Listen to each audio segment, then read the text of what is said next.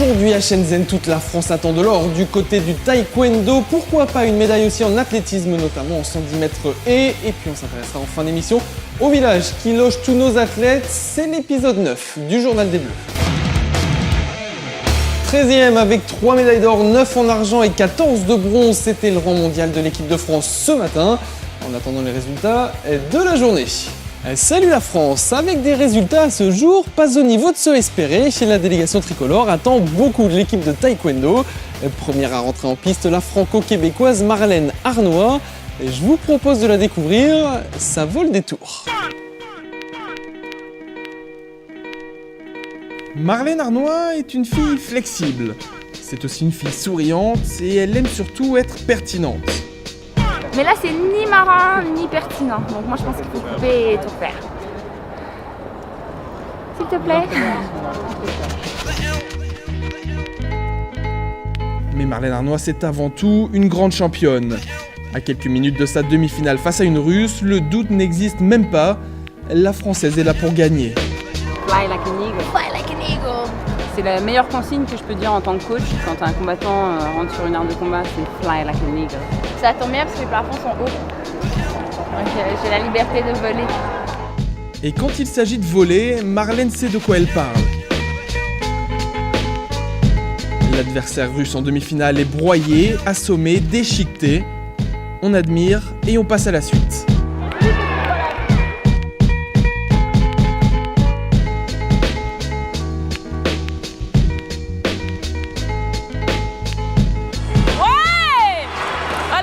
C'est fini. C'était assez rapide. C'est super. Comme quoi, les coups de pied au visage, c'est plutôt pas mal, quoi. Vous m'avez fait bosser des heures sup parce qu'à la base, je voulais assurer la finale tranquille. Mais là, il fallait créer des images un peu. Là, il y en a un. Là, il y en a. C'est bon? Il y a ce qu'il faut ou pas pour le montage?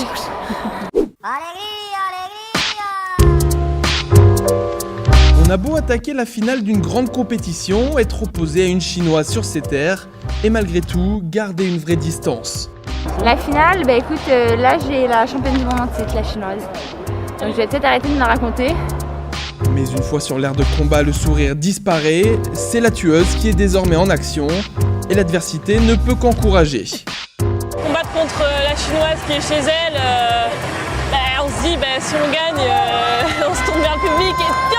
En gros, c'est un peu ça et c'est toujours... pour moi, ce serait une motivation et je pense que tout le monde serait d'accord pour dire la même chose, quoi. Le combat est accroché, mais encore une fois, Marlène est au-dessus. C'est sur ce coup à la tête en tombant et qu'elle remporte sa médaille d'or. Attention, attention. Il y est, c'est bon. Là, super, là, c'est la coup de pied.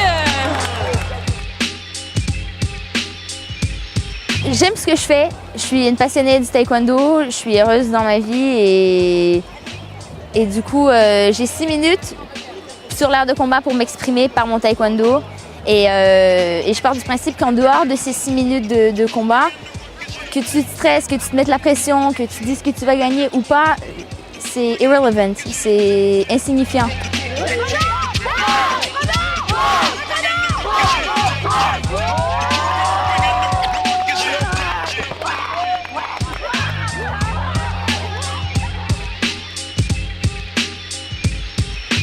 Alors ok, c'est pas facile d'enchaîner après une telle performance, mais nos athlètes français voulaient tout faire pour y arriver. 2 chances tricolores dans ce grand stade d'athlétisme aujourd'hui, de l'heptathlon et du 110 mètres haies.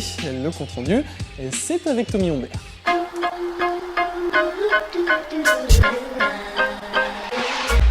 Et on commence cette journée d'athlétisme avec Blandine Maisonnier, bien classée à l'heptathlon.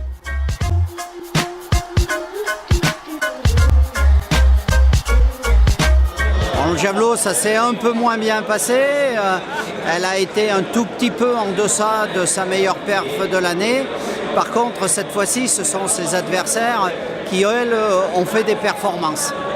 Donc, du coup, la situation est un peu compliquée à l'approche du 800 mètres où elle va réaliser une bonne performance. Mais pour aller chercher le podium, ce sera relativement difficile compte tenu de la valeur de son adversaire direct pour les médailles de bronze et d'argent.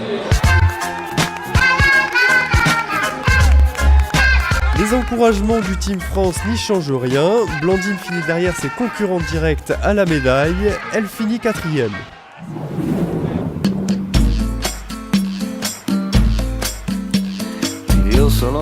Profitant de la belle ambiance au Main Stadium, Dimitri Vascou obtient le meilleur temps des demi-finales.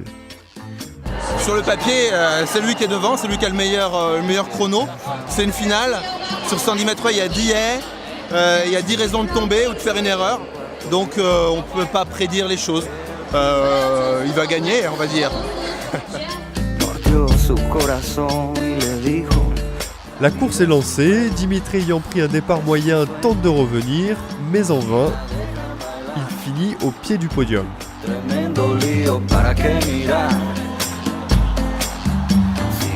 J'étais plutôt confiant pendant l'échauffement, bon, ça se passait plutôt bien. Et bon, j'ai fait une erreur de débutant, c'est-à-dire que mon alimentation les jours de compétition n'est pas pareille, j'aime pas courir trop rempli en fait.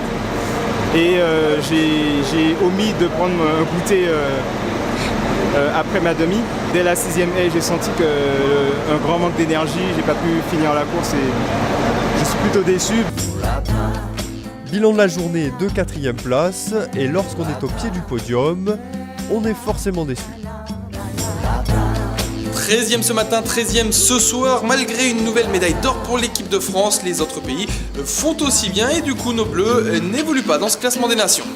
Dans l'émission d'hier, notre philosophe, que dis-je, notre poète Arnaud Lalanne vous emmenait à la découverte de Shenzhen, ville hôte de cette universiade. Et bien ce soir, il a décidé de vous parler de ce qu'on appelle le village des athlètes, là où vivent au quotidien tous les sportifs de cette universiade. La toile de fond de cette 26e universiade, c'est ce fameux village. Idéalement situé dans le district de Longhang, à l'est de Longseng Avenue et au sud de Longsing Road, cet ensemble accueille les 13 000 athlètes et membres des délégations. Alors je dis idéalement situé parce que c'est écrit dans la brochure. Je vous avoue que j'ai pas poussé l'intégrité journalistique jusqu'à un repérage exhaustif de la région pour savoir si ce campus flambant neuf avait une meilleure exposition au soleil 50 km plus loin. Pas exagéré. Avec sa polyclinique, sa caserne de pompiers, ses restaurants, ses banques, ses mini-markets, tout ici respire le neuf, le beau, le moderne. Les jardins sont parfaitement entretenus, les chambres, quoique un peu spartiates, sont complètement fonctionnelles. Ne nous voilons pas la face, nous sommes clairement au milieu d'une vitrine. Un peu comme dans certains parcs d'attractions où tout est juste tellement parfait qu'une impression un peu étrange se dégage.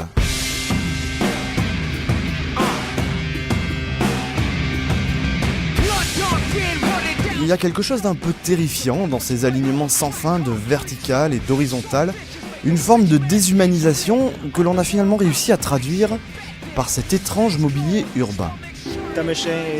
Cet appareil derrière moi est un distributeur gratuit de livres. Vous pouvez également venir lire le journal ou regarder certaines vidéos.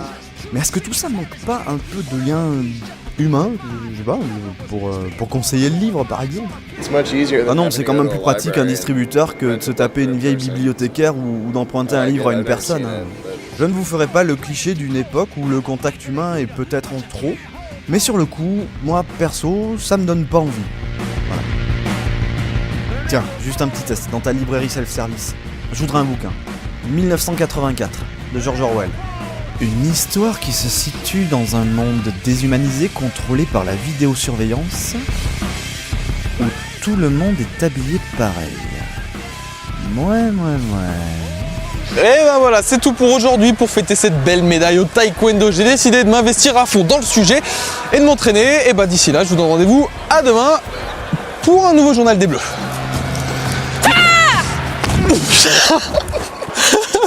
J'ai pas fait fort, mais... Ah bon?